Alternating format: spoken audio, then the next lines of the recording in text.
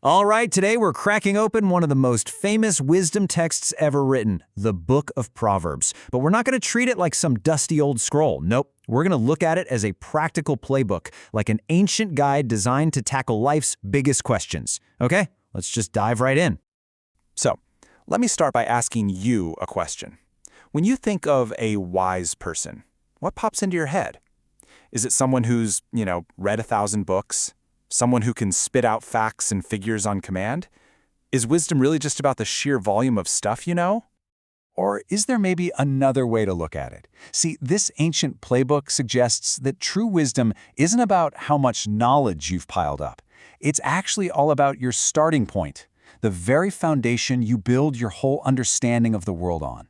And that is exactly what we're going to unpack. Okay, first things first. We need to get a handle on what the Book of Proverbs actually is. And a really common misconception is that it's just one long book written by one person from start to finish. But the reality, well, it's way more interesting than that. You should think of it less like a novel and more like a carefully curated library, or maybe an anthology. It's this amazing collection of wisdom from different people and different sources, all brought together under one roof. And this structure isn't an accident. It's totally key to understanding the whole point. And hey, the book doesn't even try to hide it. It tells you this directly. Right there in the text, you can see these distinct titles for different sections. You've got Proverbs from Solomon, sayings from a group called The Wise, stuff compiled by King Hezekiah's men, and even words from more mysterious figures like Agur and Lemuel. It's basically a greatest hits album of ancient wisdom. So, if it's a playbook, a collection from all these different sources, what's the goal? Who is this guide actually for? Well, the book makes its purpose crystal clear, right from the get-go. Its whole goal is to equip you, the reader, with practical skills for living. And words like guidance, craftiness, and knowledge, they aren't just abstract ideas here. They're meant to be actual tools for navigating the messy, complex parts of life. Relationships, big decisions, the whole shebang. Which, of course, leads to the next big question. Is this wisdom just for a select few, for the scholars, or, people who are already super experienced, who can actually receive and use this stuff? The answer might surprise you. And this is so crucial. In the world of Proverbs, the wise aren't people who have it all figured out. Not at all. They are simply the ones who are willing to listen. It's an open invitation. See, wisdom here is defined as an attitude of being teachable, not some kind of intellectual achievement. You don't have to be a genius to be wise. You just have to be willing to learn. Now we're getting to the real core of this playbook. If anyone can become wise just by listening, then there has to be a starting line, right? A key that unlocks the door. And Proverbs argues that yes, there is one single, non-negotiable prerequisite for anyone who wants to start this journey. This is it. This is the central question the entire book is built around. According to Proverbs, if you don't get this first step right, nothing else that follows is going to make sense. So, what is it? What is this foundational starting point? There it is. This is probably the most famous line from the entire book, and it's the master key to everything else. The fear of the Lord is the beginning of wisdom. But what does beginning actually mean here? And what on earth is the fear of the Lord? Well, the Hebrew word used here for beginning is rosh, and it's incredibly rich. It doesn't just mean one thing. It means, one, it's the temporal starting point, like you literally can't get on the path without it. Two, it's the essence, the main ingredient of what wisdom is all about. And three, it's the best part, the most crucial element. So it's the start, the core, and the pinnacle, all rolled into one. So we have our starting point. But let's be honest, that phrase, fear of the Lord, can be a little tricky.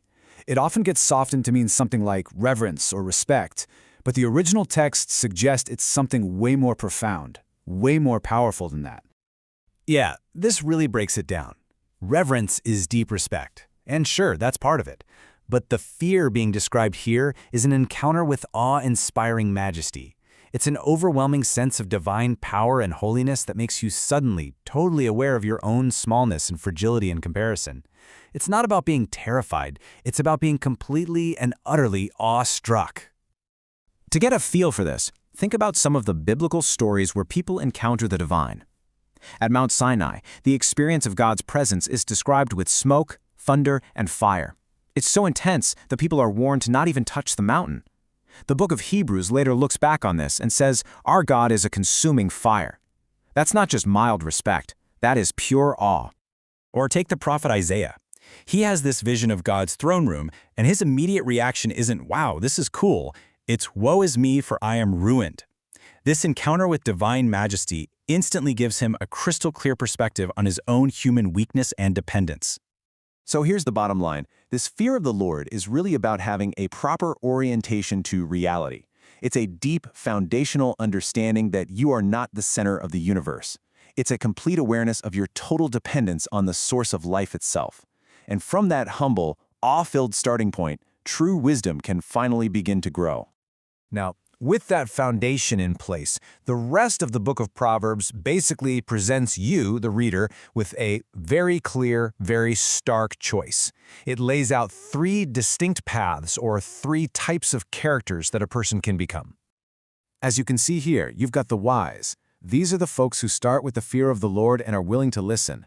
Then you have the fools. Now, a fool isn't someone who's unintelligent. They could be brilliant.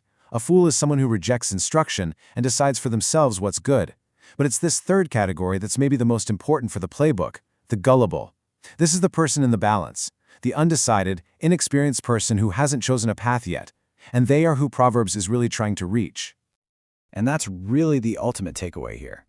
Proverbs isn't primarily a textbook for people who are already wise, and it's not just a condemnation of the fool. It is an invitation.